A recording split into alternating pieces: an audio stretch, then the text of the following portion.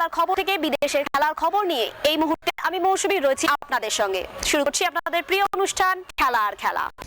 ফুটবলের ডায়েরি নিবেদন করছে সংবাদ প্রতিদিন। সংঘাত আরো তীব্র হচ্ছে লাল হলুদে। দু একদিনের মধ্যে শ্রী সিমেন্টের তরফে ইস্ট বেঙ্গল কর্তাদের চিঠি পাঠানোর ভাবনা চিন্তা শুরু হয়েছে। তাদের মতামত জানার পরেই চূড়ান্ত সিদ্ধান্ত নেবেন বিনিয়োগকারী সংস্থার কর্তারা। গত ১ সেপ্টেম্বরে মুখ্যমন্ত্রী মমতা বন্দ্যোপাধ্যায়ের সামনে প্রাথমিক চুক্তিতে স্বাক্ষর করলেও পরে নানা বিষয়ে আপত্তি জানাতে শুরু করেন ইস্ট বেঙ্গল কর্তারা। দাবি করে তাদের সুপারিশ করা বিষয়গুলো পরিবর্তন করতে হবে, তারপরেই চূড়ান্ত চুক্তিতে স্বাক্ষর করবেন। ইস্ট বেঙ্গল কর্তাদের অভিযোগ, এই চুক্তিতে ক্লাবের ও সদস্যদের স্বার্থ বিঘ্নিত হচ্ছে। বিনিয়োগকারী সংস্থার তরফে স্পষ্ট জানিয়ে দেওয়া হয়েছে, মুখ্যমন্ত্রীর সঙ্গে স্বাক্ষরিত হওয়া চুক্তিতেই মান্যতা দিতে হবে। কয়েকদিন আগে ক্লাবের কার্যকরী সমিতির দীর্ঘ বৈঠকে পরে ইস্ট বেঙ্গল কর্তারা দাবি করেছেন, চুক্তির কয়েকটি বিষয়ে আপত্তি জানিয়ে গত ২রা ডিসেম্বর খসড়া পাঠানো হয়েছিল ইস্ট বেঙ্গল ও বিনিয়োগকারী সংস্থার কাটছড়া বাঁধার ক্ষেত্রে মধ্যস্থতাকারী তরুণ ঝুনঝুনওয়ালাকে, কিন্তু তার কোনো জবাব পাওয়া যায়নি এখনো পর্যন্ত। তবে বিনিয়োগকারী সংস্থার প্রধান কর্তার সঙ্গে বৈঠকের সম্ভাবনা যে ক্ষীণ তা আরো একবার স্পষ্ট করে জানিয়ে দিলেন তারা।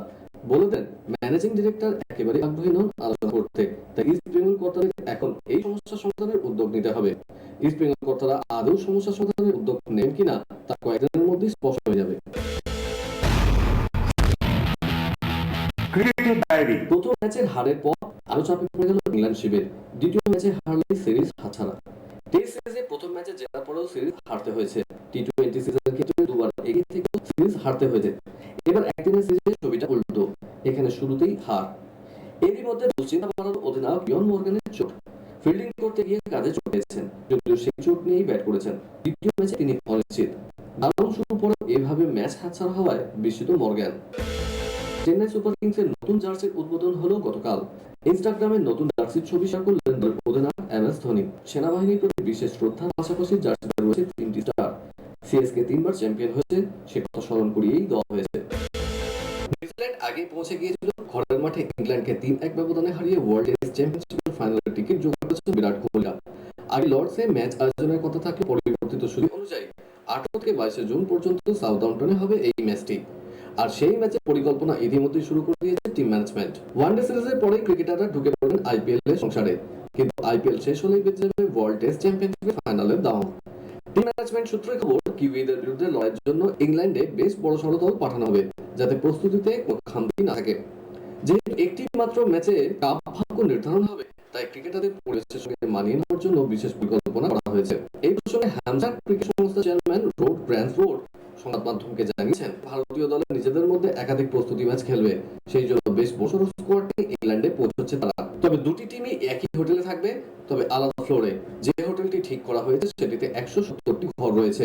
দু দলকে এক জায়গায় রাখতে কোনো সমস্যাই হয় না। সূত্র খবর নিবেদন করছে জাফরি। 19তম ন্যাশনাল প্যারা অ্যাথলেটিক্স চ্যাম্পিয়নশিপের আসর বসার কথা ছিল চেন্নাইয়ে। নির্দিষ্ট কারণে সেই স্থান পরিবর্তন করা হয়। বেঙ্গালুরু কাজিরাবাদ স্টেডিয়ামে অনুষ্ঠিত হয় টোকিও প্যারালিম্পিকের এই গুরুত্বপূর্ণ ইভেন্ট, যেখানে চূড়ান্ত অপেশাদার মনোভাব পরিলক্ষিত হওয়াকে ঘিরে তৈরি হয়েছে বিতর্ক। কেউ বা কারা রাতের অন্ধকারে মোবাইলের টর্চ ও গাড়ির হেডলাইট জ্বালিয়ে পরিচালিত জাতীয় ইভেন্টের ছবি সোশ্যাল মিডিয়ায় পোস্ট করতেই তা ভাইরাল হয়ে যায়। খবর কানে যেতেই নজরে বসেছে Sports Authority of India.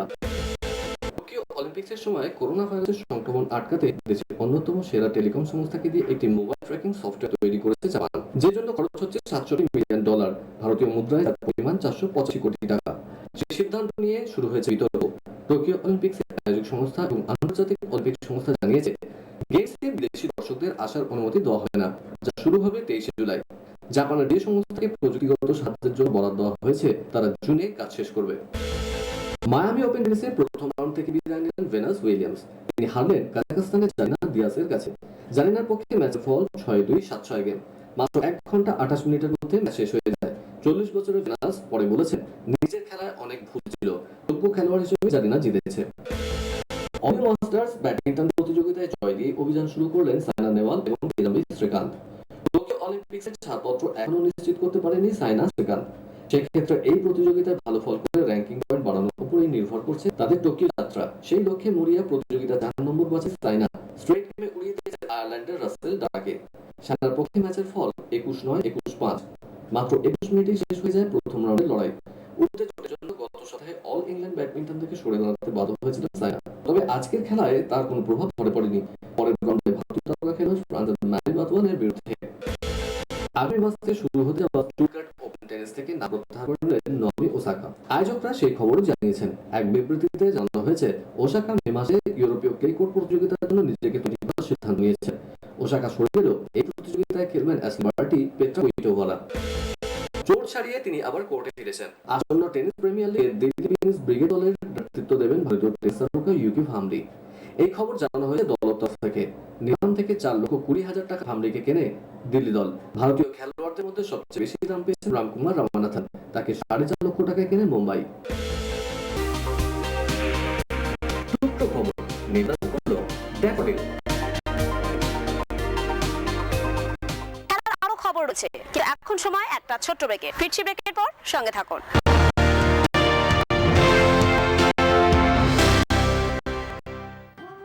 Bangla আধুনিক গানের জনপ্রিয় শিল্পী ঝুমকি সেন।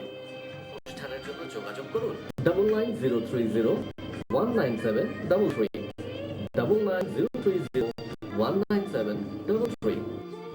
কেআরকে নিউজ মিডিয়া প্রযোজিত সাপ্তাহিক বিনোদন অনুষ্ঠান বিনোদন.com দেখুন প্রতি শনিবার ঠিক রাত 10:15 আপনাদের প্রিয় চ্যানেল ভিশনে।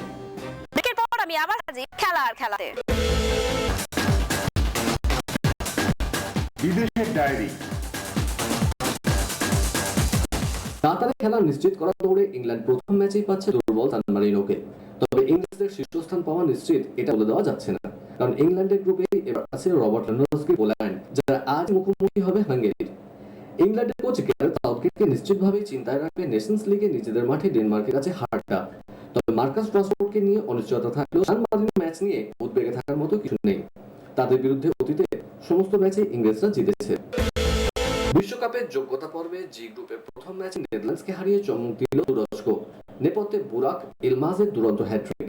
ঘরের মাঠে 15 মিনিটে হাকান চালহানোর পাস থেকে গোল করে তুরস্ককে এগিয়ে দেন বুরাক। পেনাল্টি থেকে তিনি 2-0 করেন 34 মিনিটে। দ্বিতীয়ার্ধ শুরু হওয়ার 1 মিনিটের মধ্যে ধাক্কা খায় নেদারল্যান্ডস। এবার তুরস্ককে 3-0 গোলে এগিয়ে দেন হাকান। 75 মিনিটে মেম্ফিস ডিপায়ের ক্রস থেকে ব্যবধান কমান ডেভিড ক্লাসেন। 1 মিনিটের মধ্যেই 2-3 করে দেন লুক দে ইয়ং। কিন্তু 81 মিনিটে ফ্রি কিক থেকে অসাধারণ গোলে হ্যাট্রিক সম্পূর্ণ করেন ফরাসি লিগে লিও স্ট্রাইকার 35 বছর বয়সী বুরাক। দ্বিতীয়ার্ধের সংযুক্ত সময় নেদারল্যান্ডস পেনাল্টি পেলেও গোল করতে ব্যর্থ হয় দিপাই। 2002 সালে বিশ্বকাপে তৃতীয় স্থান অর্জন করেছিল তুরস্ক, কিন্তু তারপরে আর কখনোই যোগ্যতা অর্জন করে উঠতে পারেনি। কাতার বিশ্বকাপে যোগ্যতা অর্জনের অন্য ম্যাচে আজকে ইতালির সামনে উত্তর আয়ারল্যান্ড। 2011 পরে এই দুই দেশ মুখোমুখি হয়নি। শেষবার ইতালি 3-0 গোলে জিতেছিল। ফিফা ক্ষমতালিকার নিরিখে এই লড়াইয়ে ফুটবল বিশ্লেষকরা অনেকটাই পিছিয়ে রাখছেন আইরিশদের। ইতালির কোচ রবার্টো মানচিনি অবশ্য বলছেন, আমি ওদের খেলার ভিডিও দেখে বুঝেছি শারীরিকভাবে ওরা আমাদের থেকে অনেকটাই শক্তিশালী, তাই লড়াইটা দু দলের শারীরিক সক্ষমতারও, কোনোভাবে ওদের ছোট করা যাবে না। যোগ করে আরো বলেছেন, ওদের অনেকেই কিন্তু ইংলিশ প্রিমিয়ার লিগে খেলে, তাই এই ম্যাচটা মাথা ঠান্ডা রেখে পার করার চেষ্টা করতে হবে। আর্থিক দুর্নীতিতে জড়িত থাকার অভিযোগে ফের নির্বাচিত সেপ ব্লাটার ও জোসেফ ভালকে। এই নিয়ে দ্বিতীয়বার ফিফার প্রাক্তন প্রেসিডেন্ট 85 বছর বয়সী ব্লাটারের গত ডিসেম্বরে হৃদযন্ত্রে অস্ত্রোপচার হয়। তারপরে এক সপ্তাহের জন্য কোমায় চলে গিয়েছিলেন তিনি। বিপুল পরিমাণে আর্থিক দুর্নীতিতে জড়িত থাকার কারণে ব্লাটারকে 6 বছর ও প্রাক্তন সেক্রেটারি জেনারেল ভালকে 10 বছরের জন্য নির্বাচিত করেছিল বিশ্ব ফুটবলের নিয়ামক সংস্থা। সেই সঙ্গে সুইজারল্যান্ডে তাদের বিরুদ্ধে ফৌজদারি মামলাও শুরু হয়। ব্লাটারের প্রথম নির্বাচনের মেয়াদ শেষ হওয়ার কথা ছিল চলতি বছরের অক্টোবরে। ভালকের নির্বাচন হয়েছে 2025 সাল পর্যন্ত। ফিফা এথিক্স কমিটি দুজনকে আরো 6 বছর 8 মাসের জন্য দ্বিতীয়বার নির্বাচিত করার সিদ্ধান্ত নেয়। এখানে শেষ নয়, ব্লাটার ও ভালকে 1.7 মিলিয়ন মার্কিন ডলার ভারতীয় মুদ্রায় যা 7,77 লক্ষ টাকা জরিমানাও করা হয়েছে। কেআরকে নিউজ মিডিয়া প্রযোজিত সাপ্তাহিক বিনোদন অনুষ্ঠান বিনোদন.com দেখুন প্রতি শনিবার ঠিক রাত 10:15 আপনাদের প্রিয় চ্যানেল ভিশনে। বিশ্বকাপের যোগ্যতা অর্জনের লড়াইয়ে আজ গ্রিসের মুখোমুখি স্পেন। নভেম্বরে তাদের শেষ আন্তর্জাতিক ম্যাচে স্পেনীয়রা দুরন্ত খেলে 6-0 গোলে জয় পেয়েছিল জার্মানির বিরুদ্ধে। হ্যাট্রিক করেছিলেন ম্যানচেস্টার সিটির তরুণ উইঙ্গার ফেরান তোরেস। গ্রিস ম্যাচের আগে স্পেনের কোচ লুইস এনরিকে অবশ্য বলছেন, ওই ম্যাচটা এখন অতীত। তাছাড়া জার্মানির মতো দলকে বড় ব্যবধানে হারিয়েছিলেন বলে গ্রিসের বিরুদ্ধে অনেক গোল জিতবো তা বলে দেওয়া যায় না। ছেলেরা আত্মতুষ্টিতে ভুগছে না, মাঠে নেমে গ্রিসকে হারানোর চেষ্টা করা ছাড়া অন্য কিছুই ভাবছি না। স্পেন বনাম গ্রিস দেখা হয়েছে 10 বার, 7 বারে জিতেছে স্পেন। আজকের ম্যাচের জন্য এনরিকে তার সেরা দলই বাছছেন। রয়েছেন রিয়াল মাদ্রিদের অভিজ্ঞ defender Sergio Ramos, Barcelona midfielder Sergio Busquets এবং ম্যানচেস্টার ইউনাইটেডের গোলরক্ষক দাভিদ দাভিয়া। অ্যাথলেটিক্সে ছাড়পত্র, কিন্তু করোনার প্রকোপে গোটা একটা বছর সেইভাবে প্র্যাকটিসই করা যায়নি। তা সত্ত্বেও নিজেকে তৈরি করছেন শুটার মেহুলি ঘোষ। এই নিয়ে প্রশ্ন করা হলে তিনি জানালেন,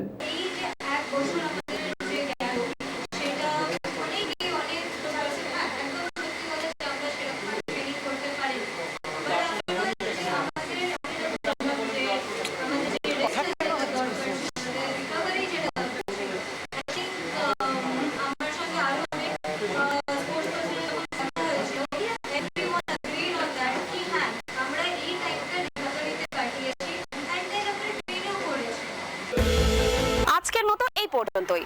আগামীকাল আপনাদের সঙ্গে আবার দেখা হবে ঠিক এই সময় এই চ্যানেলে। বাই।